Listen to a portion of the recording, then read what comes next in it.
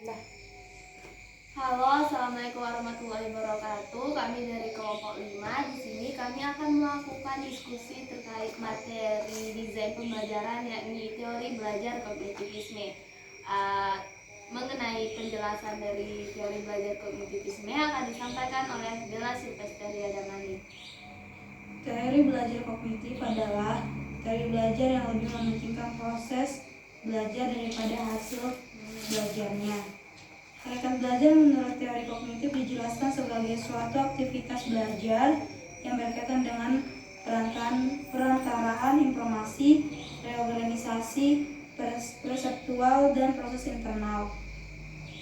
Nah, teori kognitif ini juga memiliki kelebihan, yaitu menjadikan siswa lebih kreatif dan mandiri dan membantu siswa memahami bahan ajar secara lebih mudah.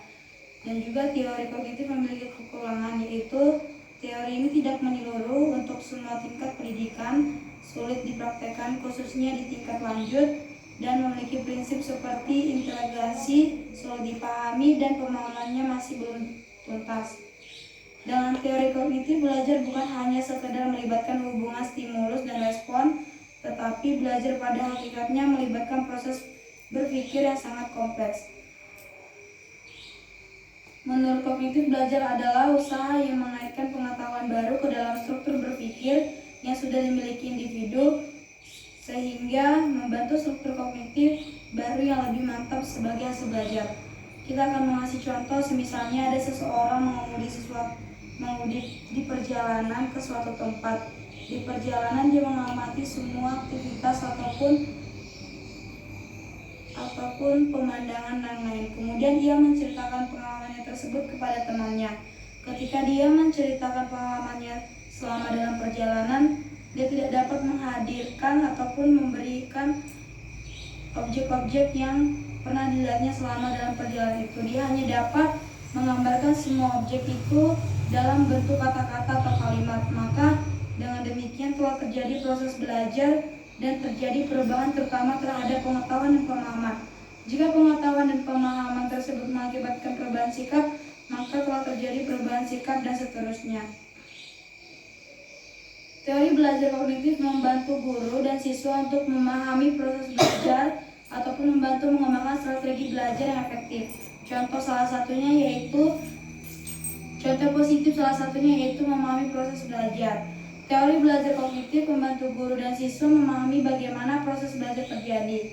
Ini memungkinkan mereka untuk mengidentifikasi masalah belajar dan mengembangkan strategi yang efektif untuk memperbaiki kemampuan belajar.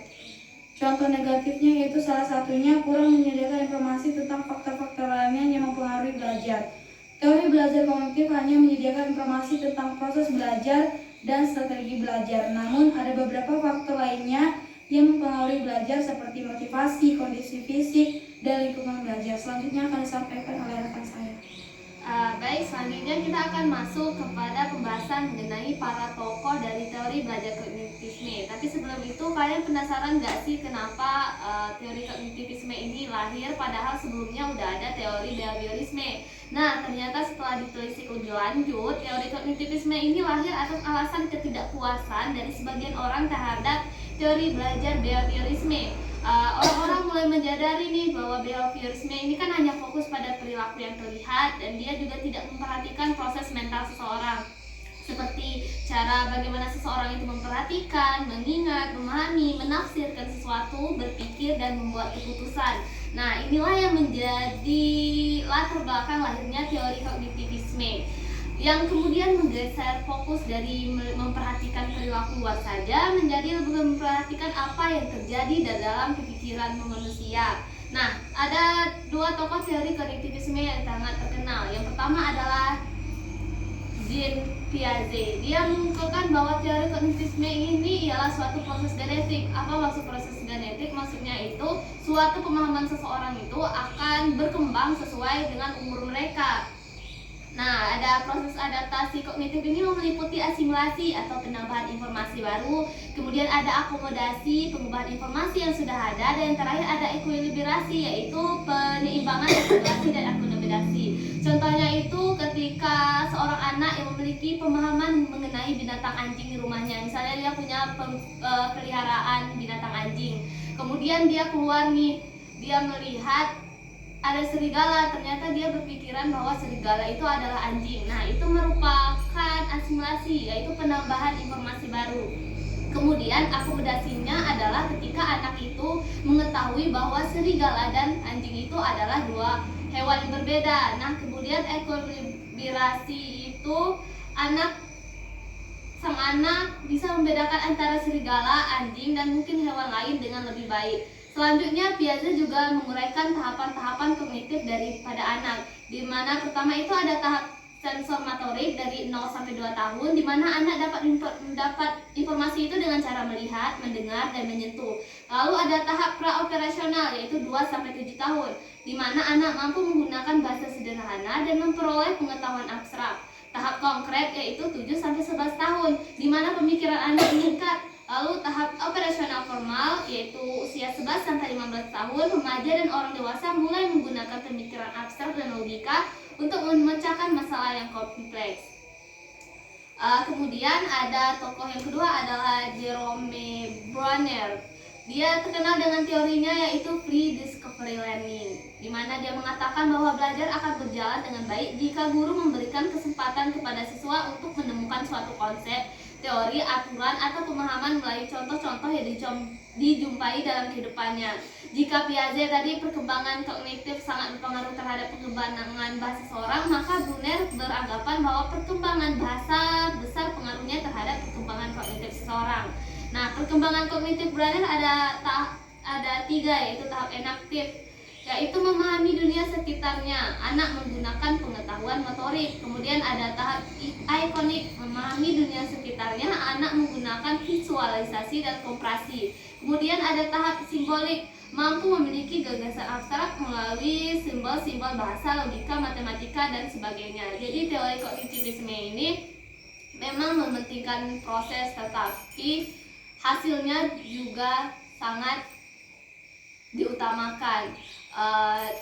Teori kognitivisme ini juga sangat cocok diterapkan untuk anak di sekolah dasar karena sesuai dengan tahap perkembangan mereka, di mana ada teori kognitif Jean Piaget tadi, tahap motorik itu sangat cocok diterapkan untuk anak di sekolah dasar. Sekian pembahasan selanjutnya akan disampaikan oleh rekan saya. Di sini saya akan membahas dari kelebihan teori kognitif, di mana ada beberapa kelebihan yang dapat kita temui dari teori kognitif. Yang pertama yaitu teori ini dapat membantu siswa lebih kreatif dan mandiri karena teori kognitif ini mendorong siswa untuk menganalisis, mengolah informasi, dan mengembangkan ide dan solusi sendiri. Ini dapat membuat siswa lebih kreatif dan mandiri dalam berpikir dan menyelesaikan masalah. Kemudian yaitu membantu siswa memahami materi pembelajaran dengan lebih mudah. Teori kognitif ini dapat menggambarkan bahwa belajar adalah proses internal yang meliputi memori, retensi, pengolahan informasi, emosi, dan aspek psikologis lainnya. Hal ini dapat membuat siswa lebih mudah memahami materi dan menyelesaikan masalah. Ketiga yaitu mengatur pembelajaran yang lebih efektif. Teori ini memberikan panduan untuk merancang pengajaran yang dapat meningkatkan kemampuan penyelesaian masalah serta motivasi siswa. Ini membuat pembelajaran lebih efektif dan membantu siswa memahami materi yang disampaikan dengan baik. Kemudian teori ini dapat mempermudah pembelajaran karena teori kognitif dapat menggambarkan bahwa belajar adalah proses internal di mana teori ini memprioritaskan proses belajar daripada hasil belajar. Teori ini lebih menarik perhatian pada proses belajar daripada hasil belajar itu sendiri, sehingga membuat guru lebih mudah atau membuat guru dapat lebih mengerti dan memahami proses belajar siswa dan membantu mereka meningkatkan kemampuan belajar. Nah, di kelebihan teori kognitif ini juga pembelajaran itu lebih berfokus kepada siswa daripada guru, di mana guru itu hanya sebagai penyedia materi pembelajaran. Nah, untuk lebih lanjutnya itu siswa itu diminta lebih aktif untuk belajar daripada guru. Sekian dari saya.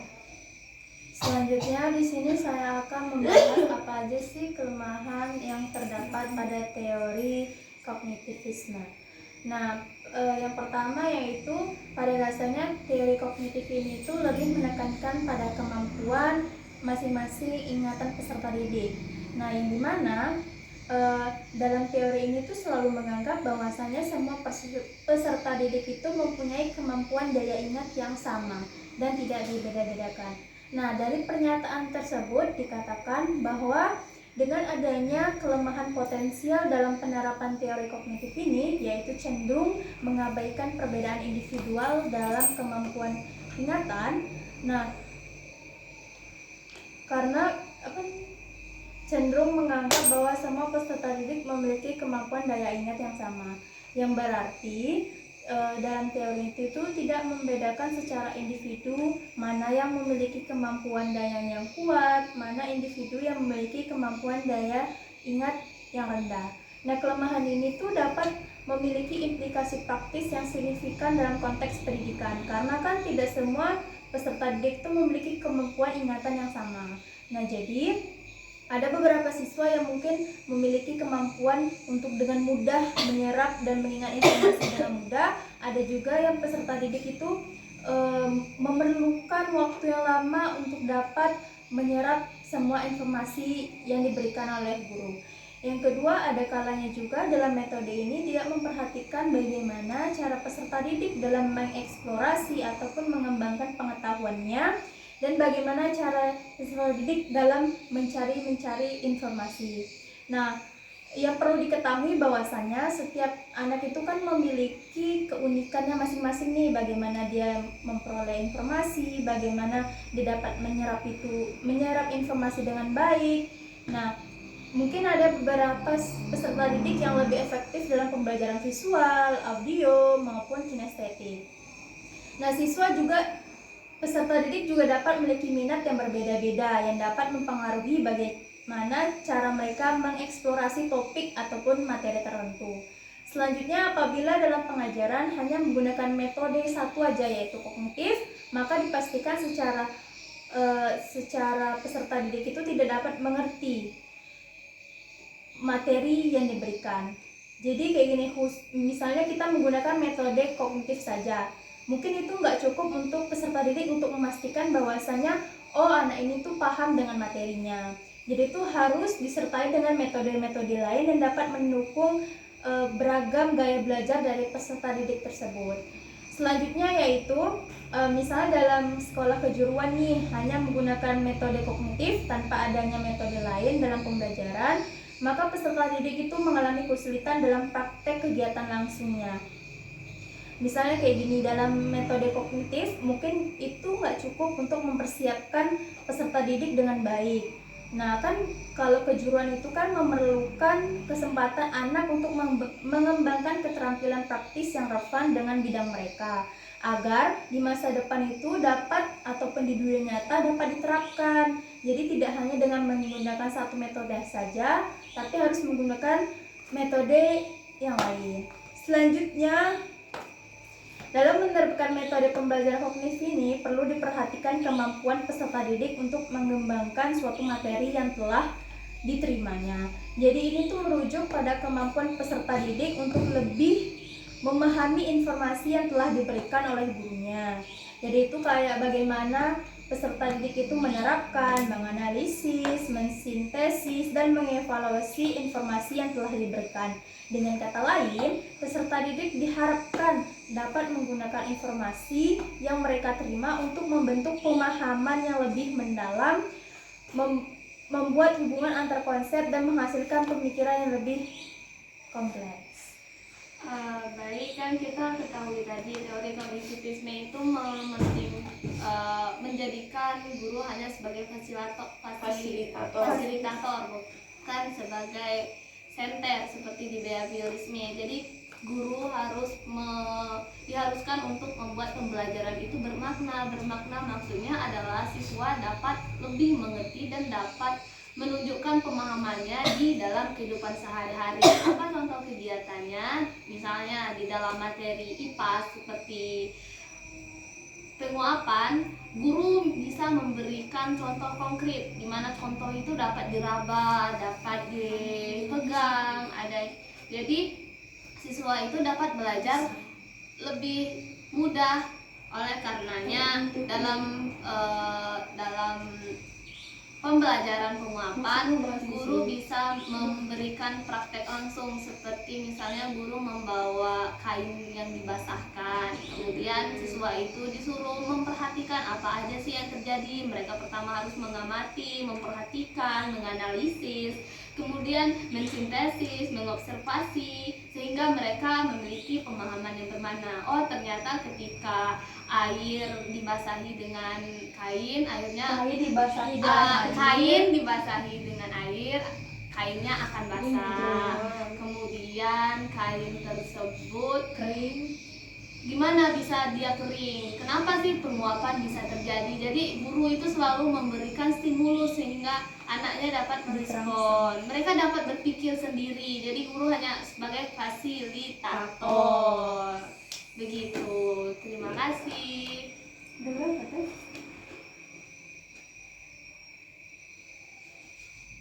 Terus habis itu kemarin kan kita tenggorokan gemetar kali. Bagaimana? Kemarin kita kan bahas kalau dari semua pengertian kan kita kemarin presentasi 2 kelompok. Iya. Dari 2 kelompok kita yang memberi pengertian itu kata bapak itu salah. Iya. Jadi pengertian yang benar itu yang mana? Tapi Kalau maksudku kata- sebenarnya itu benar. Benar, cuman mungkin bapak tuh pengen yang lebih masuk di akal. Mungkin kata-kata kita Mungkin salah. berbelit-belit. Sebenarnya Dua-duanya benar, cuman harus dibenarkan lebih lagi. Kalau dari yang dicatat oleh kawan kita itu teori kognitifnya itu tetap memerlukan proses untuk dimana untuk hasil yang maksimal kan kita perlu proses yang benar. Kalau prosesnya nggak benar, gimana dengan hasilnya? Jadi proses hasilnya tetap berpengaruh, menjadi peran utama. Seperti Jadi itu. kayak gini, ingin hasilnya yang bagus nih, otomatis kan harus menjalani proses yang panjang. Iya, kayak sesuatu benda yang mahal pasti butuh perjuangan nih untuk belinya gitu. benda yang mahal pembuatannya pun pasti lebih lama, lebih bagus daripada benda yang murah. Jadi kalau dia bikinnya lebih lama, prosesnya banyak ini pasti hasilnya itu pasti terjamin bagus. Tapi kalau dia bikin prosesnya pun asal-asalan, kita bisa lihat contoh nyatanya pasti nggak terlalu bagus hasilnya. Iya betul. Jadi dalam pembelajaran itu proses Sama hasil itu saling berkesinambungan. Kalau misalnya hasilnya jelek ya prosesnya jelek dong. Kalau berarti teori kognitif ini lebih melihat ke proses untuk mendapatkan hasil yang Bagus, maksimal. Maksimal. Beda dengan behaviorisme, cuma perhatikan hasilnya aja, perilaku yang dapat terlihat. Iya. Mereka sama sekali nggak peduli apa sih di dalam otak seorang anak, gimana cara dia berpikir, gimana cara dia menganalisa. Mereka nggak penting dengan emosi, yang penting mereka adalah hasil yang tertulis dan dapat Diukur. dilihat, dapat diukur dan dapat dinilai.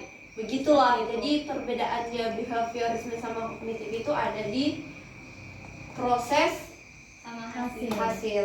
Kan kalau misalnya ingin mendapatkan hasil yang bagus kan melewati proses yang panjang. Nah dalam proses itulah agar anak itu tuh ingatannya panjang gitu, dalam jangka panjang. Jadi kalau misalnya besok ditanya lagi dia tahu prosesnya bagaimana. Kalau ditanya jawabannya apa dia bisa ngeh karena dia melewati proses memikirkan jawabannya gitu loh untuk mendapatkan hasil yang maksimal. Nah di sini juga peserta didik itu lebih aktif mencari kan nggak mungkin kan dia udah baca dia nggak mungkin nggak ingat kan. Jadi setidaknya sedikit itu pasti tertinggal di memorinya. Walaupun benar atau enggaknya gitu. Iya. Nah, itu tulis kita mengarahkan. Jadi menurut kalian behavior atau kognitif? Jika kalian menjadi guru, kalian akan menerapkan teori belajar yang mana? Dari Put dulu. Kalau lebih memilih kognitif atau behavioristik? Oke, kognitif. Kalau kamu Bella, kamu akan memilih apa? Tapi aku nggak tahu ya. Kasih kita alasan ya kamu teman-teman. belum Kamu kognitif. Sebenarnya dua-duanya Duanya tuh bagus. Karena lebih cepat merekam tuh kalau kita ngapain prosesnya. Anak kan cepat merekam. Iya sih, tapi coba gampang melupakan. keduanya tuh saling itu nggak sih? Berkaitan. Nyawanya bisa terbang otomatis. Jadi kan Bapak ada bilang juga kita nggak bisa Mana dia? kita nggak bisa bergantung sama satu teori aja. Jadi kita boleh menggunakan teori lain sesuai dengan era kita yang sekarang. Kalau era sekarang cocoknya apa? Kan udah banyak tuh teori, udah banyak teori kan? Udah banyak tuh. Materimu. Oh yang makan. Kesepakatan para peneliti. Konstruktivisme kan ada materi selanjutnya kita belum belajar. Nah, Terus humanistik kemarin kan juga. kita salahkan bahwasanya teori itu tidak dapat menyeluruh di semua tingkat pendidikan. Kemarin alasannya apa? Bapak yang salah. Kemarin alasannya apa? Gara-gara Itu pemikiran nggak sih? Bapak tuh bilang pemikiran Seharusnya anak SD berbeda. ini Karena waktu itu kami berpikir, maaf ya Bapak, kami berpikir teori kognitivisme itu kan susah, di mana anak-anaknya lebih disuruh mereka yang gencar. Nah, menurut kami itu pada saat itu belum masih miskomunikasi adalah di anak-anak usia rendah, di usia dini, di kelas rendah itu mereka belum bisa berproses dengan sebaik itu. Mereka masih butuh bimbingan. Jadi menurut kami behaviorisme itu lebih cocok. Ternyata setelah diluruskan kami baru mengetahui bahwa teori kognitivisme itu memang dibuat untuk anak-anak di usia dasar, di mana ada tadi praoperasional sesuai dengan teori dari Piaget. Jadi teorinya diberikan sesuai dengan perkembangan kognitif anak-anak tersebut. Nah, Jadi- dari situlah keluar yang praoperasional. Jadi yang tidak menyeluruh di semua tingkat pendidikan tuh maksudnya cara mengajarkannya atau pemahaman anaknya. Kemarin kita tuh kayaknya menutup ke pemahaman anaknya yang berbeda-beda. Iya, soalnya kan kita kalau ada SD kan kita nggak bisa memaksa seorang anak untuk paham. Kita tidak bisa memaksa seorang anak untuk mencari sendiri, untuk mandiri. Memang ada beberapa anak SD yang aktif itu kan. Kalau anak SD itu lebih ke hal yang konkret supaya orang itu bisa lebih paham. Kayak kita yang mengasih Harus materi dikaitkan, ya. Kalau yang tingkat SMA itu kan orang itu sudah kita bisa menyerahkan, mengerahkan seluruhnya kepada orang itu. Kayaknya pemahaman kita lebih ke situ, tapi kata Bapak salah. Jadi jadi kita sudah memahami Sekarang bahwa kami sudah bisa meluruskan. teori kognitif itu memang betul-betul dibuat untuk anak sekolah dasar. Dan itu dikeluarkan oleh Bapak Jean Piaget. Piaget. Berapa nih? 7 menit lagi. Kasih contoh lagi. Oh, Kak. Kemarin kan ada itu Bapak ngasih pertanyaan itu jelaskan perbedaan dari teori Definisi. teori belajar melalui definisi dari behavioristik sama kognitif. Intinya itu adalah kalau teori behaviorisme cuma memperlihatkan hasil, teori kognitif lebih memperhatikan proses. Jika behaviorisme cuma peduli sama hasil akhir, kognitif lebih mempedulikan mental seseorang, emosi seseorang. Dimana kita udah tahu behaviorisme sama sekali tidak peduli dengan mental dan emosi seseorang. Yang penting dia dapat menunjuk hasil. Berarti dia udah belajar. Intinya itu doang. Terus apalagi ya perbedaannya? Kalau di behaviorisme kan guru lebih menjadi senter. Kalau di kognitif guru lebih menjadi pengarahan. Mereka lebih jadi fasilitator. Jadi salah. Kalau di kognitif itu siswa yang jadi senter. Kalau Iya. di behavioristik Maaf, guru yang jadi jadi senter. senter. Maafkan saya. Terus lagi Kalau di behaviorisme kan dapat dinilai, jadi dia langsung dapat nilai dari hasilnya itu. Dapat diukur. Langsung bisa dinilai. Kalau di kognitif itu guru penilaian guru lebih objektif nih. Mereka lebih melihat proses anak itu. Jadi nggak lihat hasilnya. Kalau anak ini meskipun hasilnya kurang bagus, tapi prosesnya dia udah ngerti lah, dikit masih bisa dinilai. Diukur. Kalau di behaviorisme kan, kalau udah hasilnya gitu, ya udah nol. Ya betul. Kalau hasilnya jelek, ya langsung dikasih nol.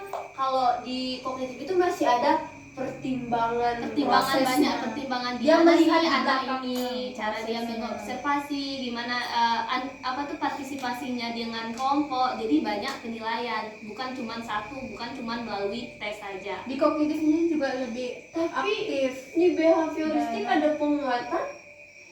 Itu kan cuma penguatan positif Nah, agar ini semangat. sebenarnya kalau teori behaviorisme kan lebih peduli sama penguatan positif sama penguatan negatif. Menurut saya sebagai siswa Guru. sekolah dasar, penguatan dengan selalu memberi penguatan positif maupun penguatan negatif, menurut saya itu siswa-siswa di sekolah dasar itu akan lebih tergantung. Nanti dia lihat penguatan positifnya ini, dia semangat, terus lama-lama penguatan positifnya ini Dia menunggu. dia gitu, dia lebih bergantung sama Misalnya, reward. Kalau misalnya nggak ada reward, dia nggak mau kayak gini. gini. Misalnya kami siswanya, aku guru dah. Nih, oke anak-anak yang bisa jawab pertanyaan ibu kasih spidol. Terus muridnya datang. Iya. Apa itu kognitif apa Behavioristik. Lah spidol doang. Ya Bu, udah. aku bisa, mama aku bisa Nah, nyanyi. itu yang di kota. setelah misalnya Anggra ini memberikan Ame menjawab dengan benar, terus Bella menjawab dengan tidak benar, terus Anggra ini memberikan Kenapa spidol tidak benar? kepada Semua itu B. benar. Ternyata Bella iri dong karena nggak mendapat itu. Jadi itu tidak adil menurut saya. Itu salah sekali. Jadi adil tapi tidak, gini tapi Kak akan Mei. menunjukkan rasa keirian kepada anak yang lain. Tapi dengan begitu itu murid motivasi. si Bella itu jadi termotivasi. Jadi Oh, kayak aku harus jawab gitu ya. aku harus Kalau pintar aku nih jawab, biar dapat Tapi apa yang kalau didapat si gitu Mei. mereka akan ketergantungan terus. Iya. Mereka kalau tidak ada reward, mereka akan biar. Oh, tapi Ngapain? bisa. Tapi kan reward itu nggak harus barang Tapi saya. bisa jadi Tapi rewardnya stiker. lebih ke situ. Enggak Enggak, ada yang bisa anak-anak. dikatakan. Reward adalah hadiah. Kan No, bisa stiker. hadiahnya bisa stiker.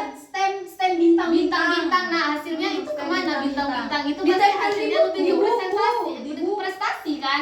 No, Anak-anaknya kalau lihat kalau dia lihat bintang Mei yang lebih banyak, kau bakal iri nggak? Tidak. Kan karena yang nggak bisa jawab juga dikasih bintang, tapi dia beda bintangnya. Tapi itu Misalnya, akan menunjukkan emoji, anak-anak itu gantungan. lebih kayak dia Dan- punya bintang banyak, aku dikit. Tapi kan itu bisa berarti gini, dimotivasi. berarti ada dua Tapi lama sisi. iya Ada dua sisi. bakal ada dua kemungkinan, dia termotivasi, dia Ataupun dia merasa down. Musa sekolah kan itu. Tapi ya, mamanya misalnya mamanya kalau misalnya guru ngasih pertanyaan tapi nggak dapat kayak gitu stiker ataupun reward, anak nggak bakal ini ya jawab itulah sisi pertanyaan. negatif dari penguatan positif dan paling penguatan benar negatif. guru zaman dulu nggak bisa jawab dihukum. Bisa tidak boleh nanti kita Bisa masuk penjara. masuk penjara. Nggak lah, guru cuman dulu gitu. Tapi kan kita didikan guru zaman dulu kita. Ya bukan kita mengenal. Dia bukan gitu. Terus selanjutnya kalian Udah bertanya itu men, berarti gue dua. ini kalian. Kita habis ini kan kita ngerjain dulu, upload dulu baru bikin. Ya, biar aku upload dulu nanti.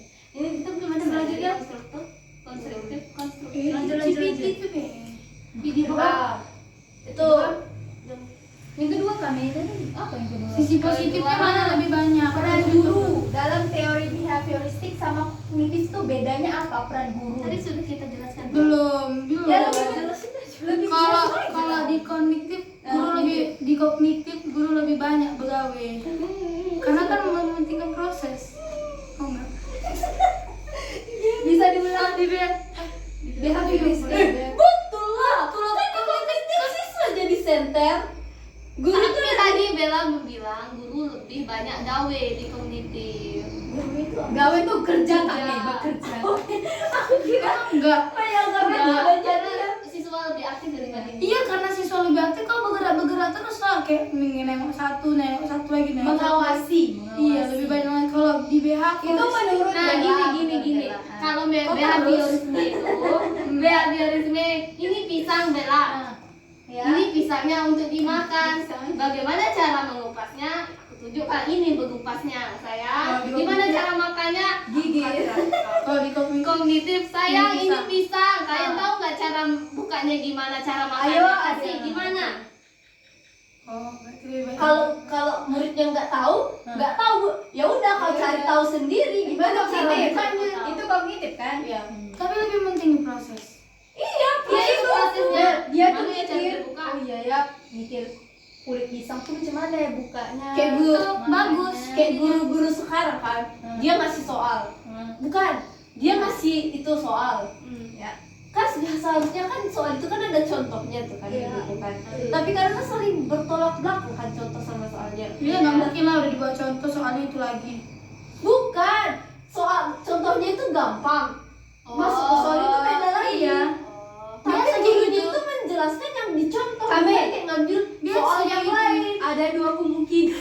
Jadi menurut lu itu salah. Mungkin dan mungkin. Nggak salah. Jadi di situ bisa ambil contoh. Siswa itu diminta lebih ke mencari referensi yang lain. Jadi Yang siswa itu kedua, diminta merangsang lagi. kami kalau misalnya dikasih soal yang lama, dia nggak merangsang Nggak pemikirannya. cepat dia otaknya bekerja. Nggak berpikir lagi otaknya karena dia Iya. bisa sebenarnya. Kalau misalnya soalnya baru dah, oh kemarin Biasa, tapi itu bikin Iya, semangat. yang Buat pusing kita sebagai asa. guru, aku menurutku itu tidak Iya cocok. sih. Dengan memberi contoh yang berbeda, kita ngasih contohnya tambah kurang. Kita kasih soal, kemudian kita kasih soal latihan, kita kasih S dan Y itu no. Bukan kayak gitu. Jauh kali ke sana. Kau ngasih contoh pengurangan dengan penambahan, baru soalnya Ya pembagian. itu. Enggak, gini. Iya, Kita iya. ngasihkan di contoh itu kan pertambahan nomor 1, Iya. pengurangan nomor 2. Iya. Nah, masuk ke soal itu dicampur. Jadi kayak pertambahan dulu, pengurangan Bagus dulu. dong. Bukan, Bel. Kan Ada kalau step-step. udah disatuin kan stepnya itu udah beda.